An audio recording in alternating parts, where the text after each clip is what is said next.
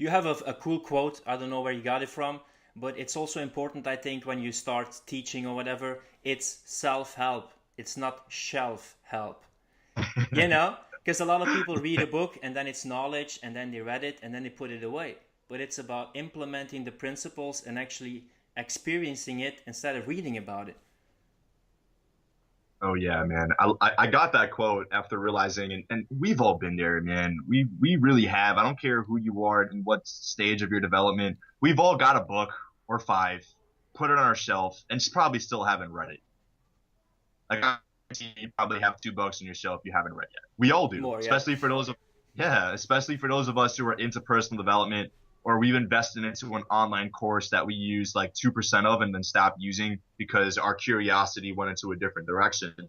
And so I truly believe that stage of development is exactly what it is. It's shelf help. It's just sitting on a shelf. It looks pretty. It's got colors.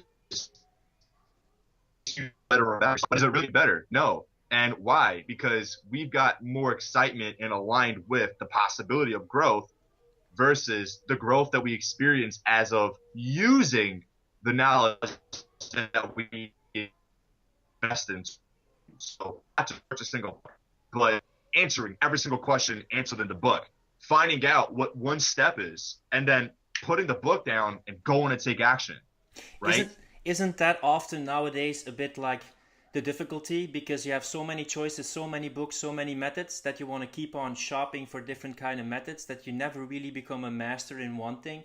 How do you how do you stay focused and not be distracted by all the other possibilities around there? The first thing is make a commitment to yourself that you want to be great at one thing. And I say this awesomely too. And mind you, I've been able to surround myself with some very powerful people. You probably are familiar with Eric Thomas, E.T. Yeah. the Hip Hop Preacher. For a couple of months, he was my coach. So coaches invest into coaches. They're always seeking to grow. For those of you who are unwilling to invest a simple $19, I'm dropping thousands of dollars into my growth. This is the difference. But it was a Sunday morning and we're on a coaching call. And during the call, I'm growing in my real estate career. I'm at the pinnacle of my success. It's so good that I have good problems. It went from I don't have any business to holy crap, I have so much business. I got 3 appointments booked back to back to back. I got 2 lease signings at the same time. I don't even have time to record content anymore, right? So all the money's coming in, and then ET sat me down and said, "You got a diverse range of focus. You're like a bow and arrow that's trying to blow in different directions, but you're not going in any one. Try to hit a target, and you're gonna not even hit the dart board." So I want to ask you a question, and this is where I got the question. Out of everything you believe you're truly great at, what is the one thing you want to be now? Question. So I wrote a chapter on that in the book. I said, get great at one thing. And I wrote about that experience because that was a life-changing experience. So for you to understand your knowledge gap, right? The moment you get into personal development, there's so many different things you can study: habit development, confidence, self-esteem building, entrepreneurship, management. Oh my God, it just goes for days. You'll get lost. But if you become aware of what is it you want to reference to your vision and what your values are, every single step you take, rather than thinking you need to know everything about what it is you want to do, just be self-aware enough to listen to the whisper inside of your mind and your heart that's saying to you, well, what if you put yourself on a YouTube video and you share your story? Okay. If I put myself on a YouTube video, I don't know how to do that. How can I do that? Okay, let me Google search that. If I go Google a book, that'll teach me how to record a video, put it up on YouTube, and then, okay, I did the video. I just got started. What if I take that video and want to generate massive exposure to it? Okay, then I don't know what that's called. I'm talking from the standpoint of somebody who never even heard of the word entrepreneurship. Mm-hmm. What if I study this word called marketing and how to generate attention to a video? I'm just asking myself one question at a time. And every question that I'm growing through is going to result in me proactively reaching out and grabbing one book off the shelf, using it, and finally growing through that process. So it's no longer going to be a case where you've got a big, stinking, huge library where you only read 2 books, but maybe you've got 4 books that have been able to generate you so much success within your life in reference to your character, right? Because you'll also find when you're reading your books, you're going to always relate back to them. And in every single book, there's 1 or 2 pages that you're always going to refer back to. For example, The Way of the Superior Man by David Data changed my life. Changed my life. I learned so much about masculine and feminine energy, how it applies to sex, and you can transcend it into your career. And when your significant other is being very sexual with you, and it's in a moment where it's like you're about to walk into a sales negotiation, your significant other does something to turn you on, but you've got to be so focused to say, I'm going to take that and recognize that this opportunity is allowing me to create a legacy for us. When I get back home, I'm going to ravish her deeply. I'm going to give her everything I have and more because it's purpose. This is what matters to me. A man on a mission. Right. But if you just take out a book and you're reading it and you're not answering the questions, you're not reflecting on it, you're not referring back to it, and you're just purchasing other books, you've got shelf hell and it's holding you back. I want to talk about 2 things, like setting goals and habits. Like a lot of people have difficulty with setting goals or they aren't able to implement their goal. How do you think people should set goals and combine it with efficient, practical action? Reading big now, I love it. So as you can, everything we speak about in this interview, everything I talk about over with Pave Your Path and Character Development Mastery, Pave Your Path is simply a project for us to share the message that we are in the book, but the bigger message is Character Development Mastery, unveiling your leader within, achieving your goals in life, and truly inspiring others. Now, the essence of doing that is, as we spoke about in the beginning of the video, knowing your values, having your vision, knowing your why, which we totally skipped on. But just touch base on it. We were talking about, being in your mission, living in your state of purpose, and knowing that there's going to be sacrifices you need to make in order for you to get to your goal, right? You're finally recognizing that this is much bigger than just materialistic essences, right? You want to drive a Bentley, you want to have a great house, but it's for the significant cause of serving other people. So finally, once we understand that there's a purpose much larger than yourself, right? And I'll interject this right here too. I said this in front of a lot of people when I did my first live event, and it really amazes me. We really are one sperm cell out of millions of sperm cells that when your mom and dad had sexual intercourse, right, you were the one sperm cell out of millions that made it to your mom's egg, fertilized it, and you were born. You're already a success, right? Because the rest were failures. Oh my God, that's just amazing. And so I finally realized, well, why? Why me? Why me? So when you get in touch with that purpose, now we can use goals as a stage, like a platform, to understand that if we want to live out our purpose, we've got to set tangible executions in order for us to live through our purpose. Because simply saying, yeah, I want to help people unveil their leader within, achieve their goals in life, and inspire others, well, that's great. Well, how are you going to do that, right? Exactly. So my goal will be, you know what? I'm going to do whatever it takes to write a book in a month. I will amazingly publish Pave Your Path, how to effectively get anything you want in life by, and I wrote it in my book, 4.3016. In fact, we're here. You guys are living proof. I set my weekly goals every single week. So maybe I might be able to find it here, because this is my journal.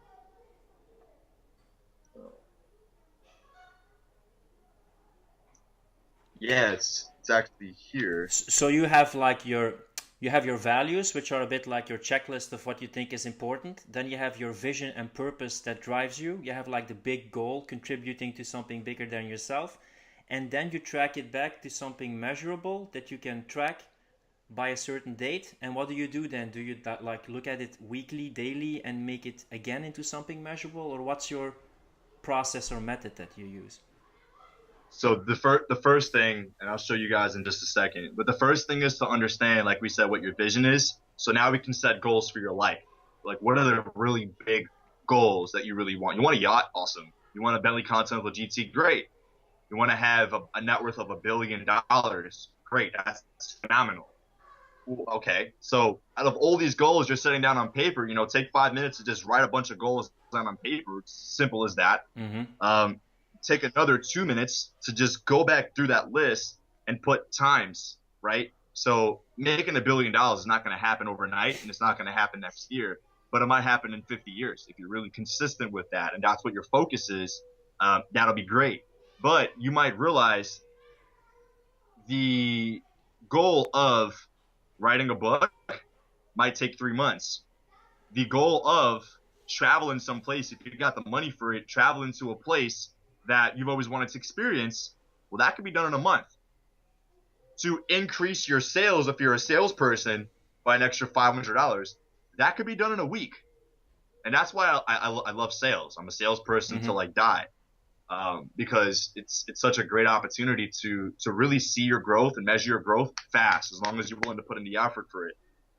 You can set a goal of, I want to get 6-pack abs in a year, but you could be 300 pounds. So make it a year and a half. Be a little bit more realistic, and then start focusing on your habits, right? So your goals are going to influence your habits. Your habits are going to be influenced by your values, and your values are going to be influenced through your vision. So as you can see, everything starts to relate to one another, so you can move with focus and persistence towards what it is you really want in life.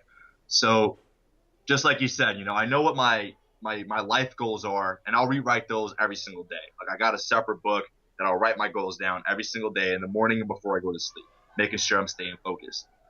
At the beginning of the week, what I'll do is set my weekly goals. So this is like an old goal list I wrote. Yeah, and as you can see, just a bunch of crosses going out. And let's keep it real. I'm not going to achieve every single goal. But the next step is, all right, if I know what my weekly goals are, if I know what my monthly goals are and my yearly goals are, what can I do today that's going to enable me to move towards my goals on the weekly, monthly, and yearly process? And so I borrow this method from Brian Tracy, but I extend it because everything could have room for improvement, and you got to make it your own. So he has a process called the ABCDE method. I love it. Your A priorities, which are the things you really have to get done before your head hits the pillow at night. But your A priorities, there's about 3 of them.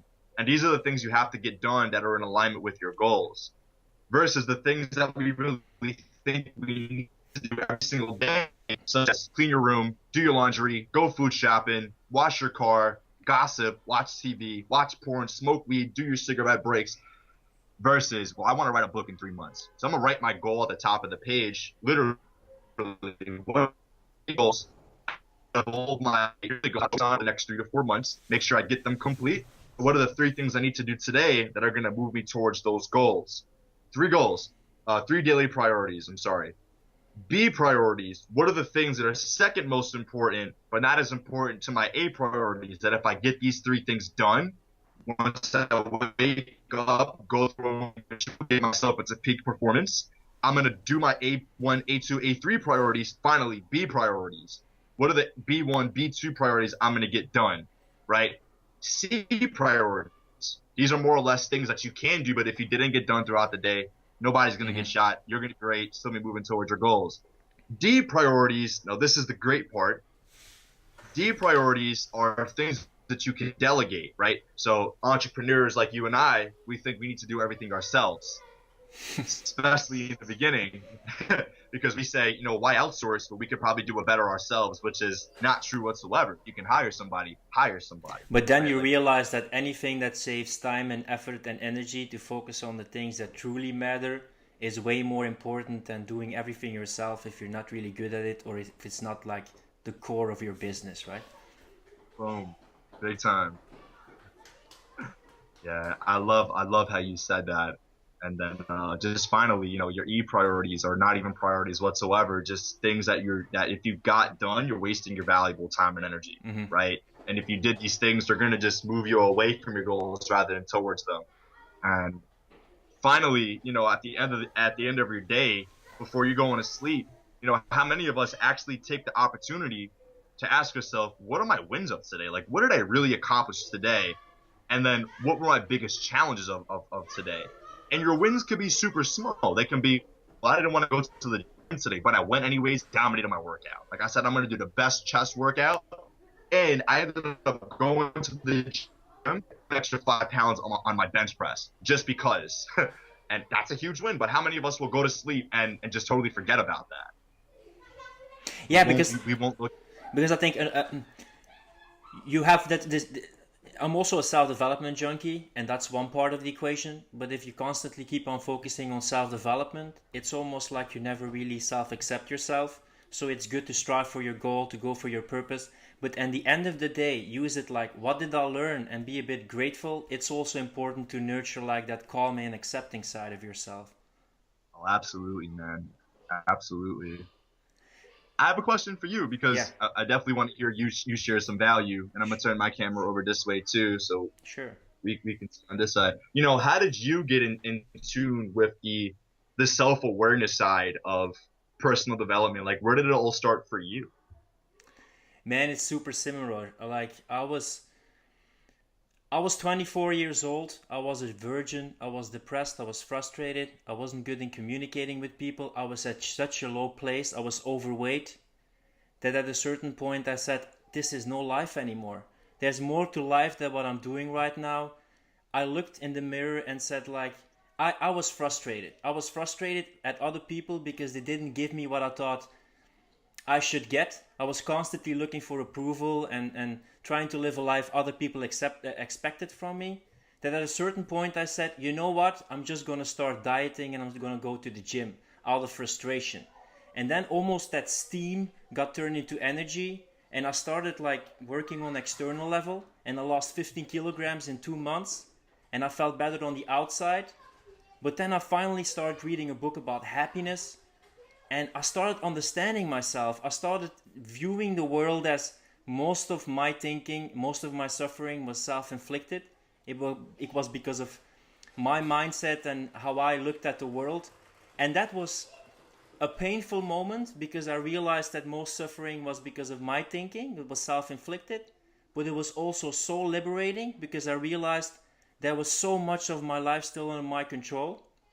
So I started working on external level. I started reading. I started understanding more. I started developing new skills. I had to isolate myself from the friends that were holding me back. And in the end, you get comfortable with being uncomfortable. You start connecting with the right people. You become more assertive. And then your journey starts. And I always say, when you walk your path or you pave your path, in the beginning it's difficult. You know, you have to change your brain. You don't want to become your old identity anymore, and you don't know what your new identity is yet. So it's almost walking through a forest. But literally, the higher you get, the more people you will meet, and the bigger and the nicer your perspective will be. So suffering and Bro, hitting rock bottom was also a part of my journey, to see that the world was not giving to me what I wanted, and that a big part was my responsibility of how I approached myself and the world and the people around me. so let me ask you a question based off of where you're at right now. Did you always have an idea at the beginning of your personal development journey that you were one day going to do something like make YouTube videos, start studying something like sales and marketing so you can share your message? Or was it something that happened to evolve at the middle of your journey after you started taking action and deepening your relationship you had with yourself? So tell me more about that. Well, I've been to a lot of versions of myself. I used to be like a big battle champion in hip hop. I performed on stages. I tried out a lot of different versions of myself. I always knew that I was different than anybody else. I always felt a bit like an outsider. I always was very curious about knowing things, and I'm still very curious. So, in the beginning, I didn't know I wanted to do this because I thought, like, I'm not ready yet. But now I'm still not ready, but I want to share my journey, that I want people to realize that if they're like in a negative place, or they think they can't change, or they feel depressed, I know they can get better. I know that there's help, there's a better future. They can definitely become a better version of themselves like I did. I'm not the perfect person, I'm not the perfect guru, but the way how I can adapt my mindset and deal with circumstances, it's so much better than in the past that it's really a wonderful path to start paving, So kind of a direction like you had in the past, like this is not serving me. Why is this happening to me? Feeling like a victim, but partly also having, like you maybe had with skateboarding, I also did something purely for myself and got good in it purely for myself, and I developed self-worth. If people have one thing they can do for themselves, or they start hitting the gym, or they start losing weight, or they start learning a new language, and they can develop that skill and they can nurture that seed, I know something really beautiful can blossom, because that willpower muscle is going to be trained, and that one thing is going to be transferred to other things, and it's going to be easier and easier and easier. Dude, I love that, man. And I like how not just, I wouldn't say nonchalant, but how practical you are with being nonchalant in reference to your growth. Because there's so many people who are like, especially here in America, you see it all the time. They're the die-hard, I'm all about growth. I'm all about success. I'm all about entrepreneurship, business. Yeah. And then it's more or less, you have that approach that's much more humble, that it's being aware of where you're at in your life right now, and always understanding that there's always going to be 1% that you can improve in every single day, despite where you're at, how much money you're making, what type of skill you have, what you're doing in your life, and exploring other realms of your life until you find something that's going to enable you to invest all the fruits of your labor into that area to make it blow up and to really maximize your potential in one particular area. So I'm really grateful to be in a society now, and this is one of the greatest realizations that I've had. I'm so grateful to be alive in a society today where there are so many people who are getting in tune with what it is they really want in life, what their self-awareness is, and how they can share their story with other people. I don't know where that's going to take me one day, but I just really feel inspired by, grateful to be surrounded by such an amazing sphere of influences over on the internet and even in person that are just truly committed and dedicated to serving others. I think it's one of the best things because it shifts your mindset away from, being in business to just make money, to being in business so you can use money as a tool to impact as many people as possible. Exactly. I have nothing against making money and having success. If people want it, they should do it. But I think life should be a genuine expression of what you want for the benefit of contributing to something bigger than yourself. And that can be your business, success, or relationship, doesn't matter what. But just being in touch with that genuine expression, with that authenticity is something so powerful because you feel like you're in line with your true core. That's really a beautiful feeling, man. And it's never a finished product, but that's beautiful because you can keep on evolving. The last thing I want to talk about, but what I realized this year is I made this year totally about picking up good habits and dropping bad habits. I think it's one of the biggest things you can do is slowly, bit by bit, picking up good habits and dropping bad habits. So I want to delve a bit more into this topic because I also struggled with porn addiction and weed addiction, just as you, so I can totally relate to you. So I first want to ask you the question, what makes people addicted? Where do you think addiction comes from? That's a great question. I believe addiction comes from the lack of awareness of how habits are formed first and foremost. So habits and addictions are real things that many people aren't taught about in life because the people who are just watching us kind of unawarely grow through our life, they're not going to tell us if they're smoking cigarettes, if you continue smoking cigarettes, you might F your life up. Or weed's not addictive, but if you consistently smoke 2 blunts a day, 4 blunts a day, 9 blunts a day, I've been there. That the habit of smoking weed, it's not the weed that's going to make you dead, but it's the habit of waking up in the morning and quote unquote wake and bacon, or having the habit at 4 or 5 o'clock every single day, texting 4 or 5 of your friends and saying, who wants to go 5? Meaning who wants to put 5 on the blunt and who wants to put another 5 on the blunt to get $10 and to get the blunt? Who wants to go 10 to get a dub? Or whose house are we going to drink to tonight versus, what are the three things that I need to execute today? They're going to move me toward my goals. Both are habits. Let's keep it real. Like drinking water is a habit. Biting your fingernails is a habit. Going on social media and scrolling through it versus going on social media and posting value. Those are both different habits. But the addiction starts with your lack of awareness of how habits form, I really believe.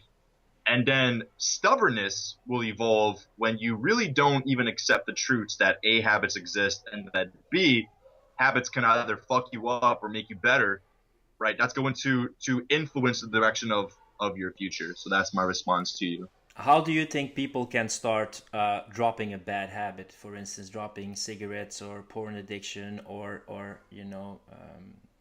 eating fat food and eating unhealthy. How should people go through the process of quitting that habit? What are some tips you could give? So I have about a 5 to 7 step process that I use for any bad habit that I'm looking to break, because when you're me and you've got 1,000 things going on at once, and you've got to be a manager, the visionary, and firefighter of it all, you have to realize that if one thing goes wrong, a lot of other things are going to go wrong with it, right? We call it the effort factor when it comes to like willpower and studying of habit development. When you wake up in the morning, you don't go to the gym. Or there's the compound effect. Oh, right. Absolutely. And for those of you who don't know what I'm talking about, it's like when you don't go to the gym and then you eat really bad throughout the day and then you go to sleep really late and you find yourself scrolling through social media and so many things happen. So my first phase of habit development is identifying what's the one habit that you want to focus on wholeheartedly and break, right? If you want to break the habit of smoking cigarettes, let's just focus on smoking cigarettes. Let's not worry about smoking weed. Let's not worry about watching porn or scrolling through social media. Let's just focus on smoking cigarettes. Where are you at in your habit development journey right now? And let's not just go extreme and cut cold turkey, because even cutting cold turkey will give you a 98% increase, 95 or 98. I forgot the percentage.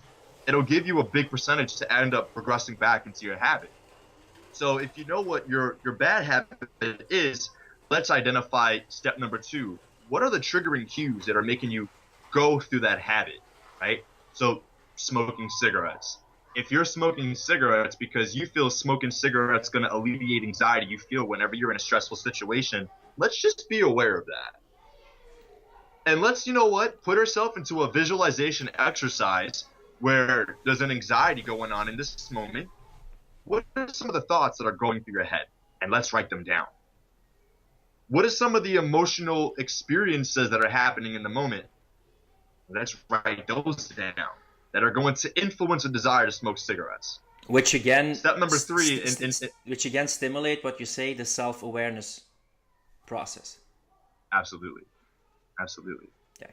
Step number 3 is simply to be aware of what's the emotional reward that smoking cigarette gets you, or whatever habit you want to break.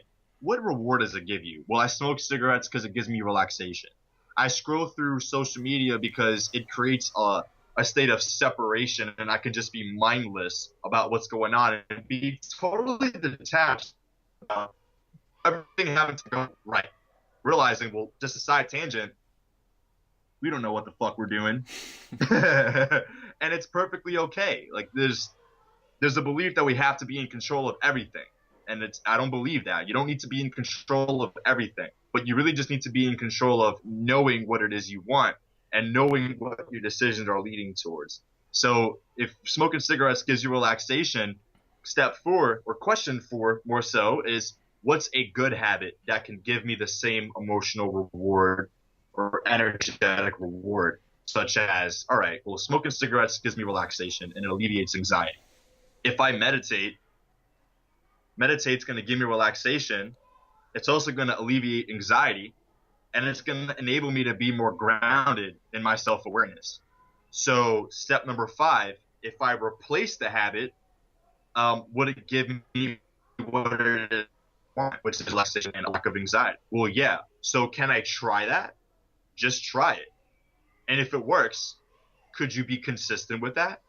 And if you can, now state a claim, make a commitment to yourself back through your values, your why, and your vision, that if you do meditate, it's going to progress you toward your goals. I'll explain the danger part right here too. If you meditate consistently for 30 days, let's say to 90 plus days, like if smoking cigarettes, it might take you a lot longer than versus, scrolling through social media. Two habits to break, two different timetables to break them.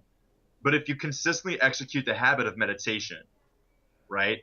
And then let's say 90 days later, you don't want to smoke cigarettes anymore, but you just so feel that finally I quit smoking cigarettes. I don't need to smoke anymore. But then hold on a second. What if I just don't have to meditate anymore either? This is the dangerous aspect. I know a lot of us get caught up here.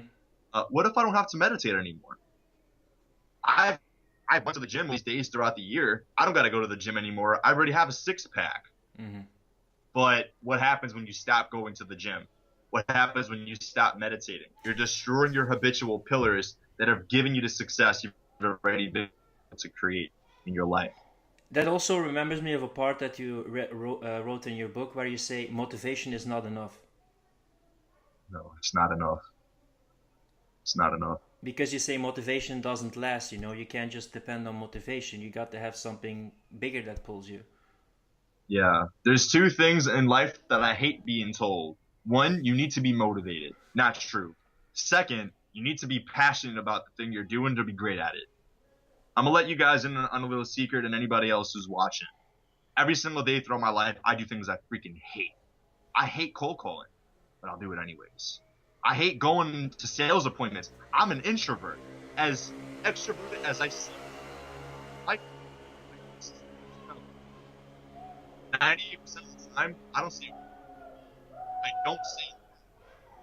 now I'm speaking, but after this, I'm going back in my room and I'm doing some personal development.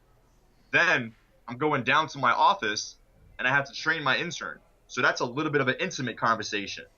At 5 to 7 o'clock, I've got appointments going on where I'm meeting with 4 people, but I feel uncomfortable in that position. The difference is I'm very aware of what my decisions are getting me towards, and I'm just willing to do whatever it takes. So whether I feel motivated to do it or not, right? One, I'm doing things I freaking hate doing, but I love the results and who I become as a result, which is a result, who I'm becoming as a result of doing the thing that I hate. I become passionate in just doing something that I hate because I'm doing it with passion, right? Like my mom asks me the other day, hey, the kitchen's dirty, could you clean it? For my mom studying love languages, my mom's love language is acts of service. Yeah. I'm cleaning that thing like I'm passionate. Oh yeah, scrubbing the stove, sweeping. Mom doing laundry, I'm doing this, blah, blah, blah, blah. And the smile on her face. That's what gets me going. It's not about the willpower. It's not about anything she can do for me afterwards. I can do 98% of the stuff she can do for me, I can do for myself. But it's just the giving process. Being selfish, right? Knowing what my goals are, what my values are, being able to say no and make sacrifices so I can leverage the opportunity in this moment to be selfless. To no longer live a life of just about myself. And I'm really sick and tired of people saying this, right? You got to be passionate about what it is you're doing, because if you're passionate about what it is you do every day, you do it for the rest of your life. Your passion's going to go. Your motivation's going to go. Floyd Mayweather doesn't get into the ring and give every jab and right hook to the best of his capability because he's passionate about it.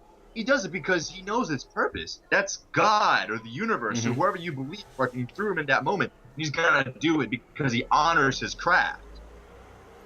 So to be passionate about sales or entrepreneurship or doing all the different things, you just got to stake a claim and who you are, what you believe in, why you're doing it, what you really want, what are your goals, and what's the essence of what it is you really.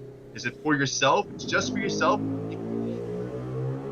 I don't judge you. I don't want to have nothing to do with you.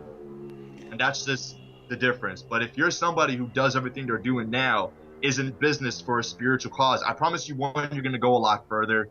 I promise, two, you're going to create word of mouth because people are going to be in tune with this guy's original. He's actually doing something that he believes in, And he's not doing it because he wants to get paid for it. Let's keep it real. He's a business guy. But I actually see he wrote a book of 11 principles for me to be more effective in life because he's done that. And it can really help me. Well, I gladly invest into it.